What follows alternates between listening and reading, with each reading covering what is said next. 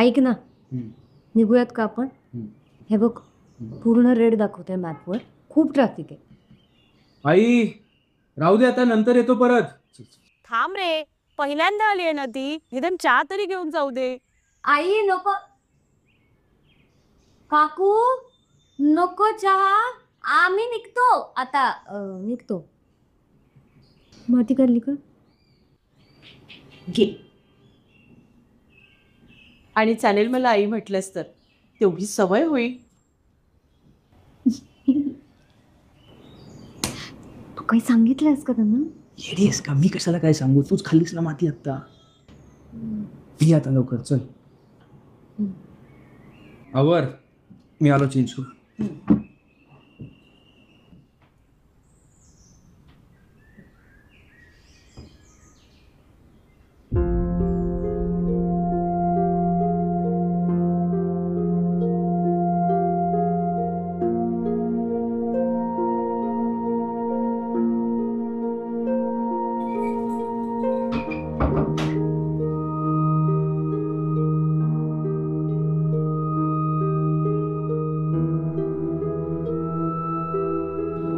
मला जज करणार नसेल तर एक विचारू का? तुझ्या घरात बाबासाहेबांचा फोटो तू ओपन मध्ये आहेस ना, मग आणि तुला माहितीये मला या गोष्टींचा काही फरक पडत नाही आणि माझे विचार कसे आहेत. मी लिबरल आहे आणि आय बिलीव्ह इन इक्वालिटी आणि मी ऍब्सोल्युटली डिस्क्रिमिनेट नाही करत. माहिती ठीक आहे, इतकं काय एक्सप्लेन करतेस? नाही एक्सप्लेन नाही, but you know me right. हा, मग why Babasaheb? Why not Babasaheb?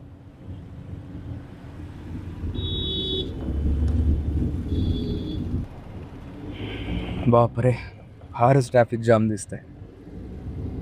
बघ जरा किती वेळ आहे, सगळं रेड दिसतंय.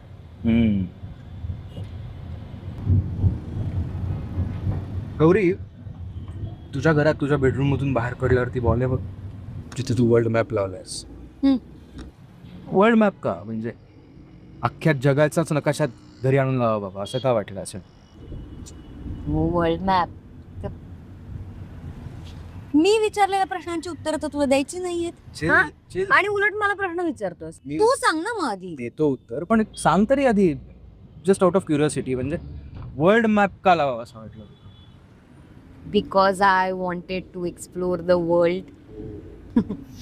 नाही, खरं तर तो मॅप मला अस्वस्थ करतो. मला असं वाटलं ना की मी खूप काहीतरी अचीव केलंय आणि मी किती भारी आहे वगैरे, तर तो मॅप मला जागेवर आणतो. तो मला म्हणतो की हॅलो बाई, जग खूप मोठं आहे, तुला खूप काही शिकायचं आहे, सो जरा चिल घे. सो बेसिकली तो मला रियालिटी चेक देतो. या उलट कधी कधी जर मला असं वाटलं ना की ओ खूप लो फील होतोय आणि फोमो होतोय, खूप एकटं वाटतंय, तर तो मॅप मला मोटिवेट पण करतो माहिती. म्हणजे तो मला हे सांगतो की तू नाही आहेस एकटी आणि इकडे बघ जरा माझ्याकडे, आणि हे जग खूप मोठं आहे. So sky is the limit for you. Be limitless, be exceptional. उठ आणि कामाला लाग आता. आय थिंक तो मॅप माझ्यासाठी फ्रेंड, फिलॉसॉफर, गाईड आहे. क्या बात आहे. आता तू सांग, तू दे आता उत्तर. उत्तर दिलंस की आत्ता तूच. सी, घरातला जो बाबासाहेबांचा फोटो आहे ना, तो बाबांनी लावला माझ्या. लहानपणी जेव्हा मी शाळेतनं असं खूप खुश होऊन घरी यायचो, A+ ग्रेड घेऊन वगैरे यायचो ना आपण, असं जगबीग जिंकल्यासारखं वाटायचं, तेव्हा बाबा जवळ बसवायचे आणि सांगायचे की हे बघ, असं कधी खूप खुश झालास, खूप काहीतरी सक्सेस मिळवल्यासारखं वगैरे वाटलं, तर घरी येऊन बाबासाहेबांचा फोटो बघत जा. त्यांचे संघर्ष आठव, त्यांची मेहनत आठव. ते सगळं आठवून तुला वाटेल की आपण काहीच नाही केलं यार. तुला तुझं यश, तुझा आनंद फार फार छोटा वाटायला लागला. किंवा व्हायस वर्सा, म्हणजे कधी निराश होऊन घरी आलो, कधी फोमो झाला, असं वाटलं की बॉस यार सगळं जग संपलंय, म्हणजे आता काही पुढे दिसतच नाहीये, तर तेव्हाही बाबा हेच समजवायचे की हा महामानवाचा फोटो बघ. आणि तेव्हा बाबासाहेब तुला का जगायचं ते शिकवते. काटा आला बघ अंगावर. म्हणजे कसं सांगू तुला.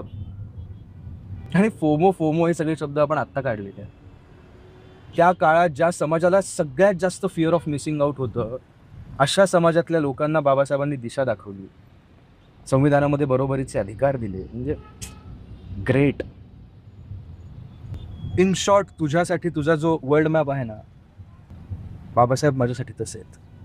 Friend, philosopher, guide, everything. आणि खरं सांगू, तुझ्या वर्ल्ड मॅपवर जगातल्या कुठल्याही देशावर जाऊन बोट ठेव, आय बेट असा एकही देश नाही आहे जगात ज्या देशातल्या लोकांना भारतरत्न डॉक्टर बाबासाहेब आंबेडकर माहिती नाही. हा फक्त एवढंच आहे की भारताबाहेरच्या लोकांसाठी ते जगाचे नेते आहेत आणि भारतातल्या लोकांसाठी एका विशिष्ट समाजाचे.